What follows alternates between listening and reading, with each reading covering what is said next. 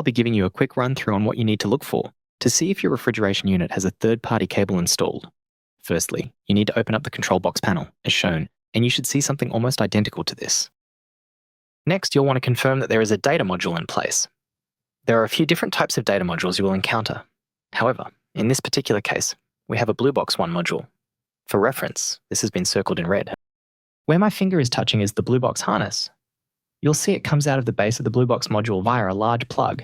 If you look closely, you'll notice that it has small purple cable ties wrapped around it. As we continue to trace the length of the harness, please also note that it plugs into the J13 connector on the interface board. As we continue to move further down the harness to the lower section of the control box, we eventually find the 6-pin Deutsch plug assembly.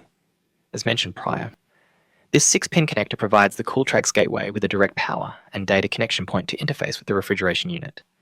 You'll find that the harness provided to you in your Cooltrax ThermoKing installation kit connects directly into this point for an easy plug-and-play installation. If you are unable to find the 6-pin Deutsch plug connection point shown in this video, this indicates that your refrigeration unit has not been pre-fitted with a third-party telematics harness. In order to install the Cooltrax system, you will need to acquire the relevant cable from your local ThermoKing dealer.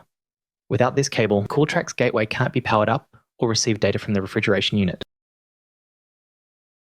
If you need assistance with understanding what cable you need to source, or anything else shown in the video, please don't hesitate to contact our support team.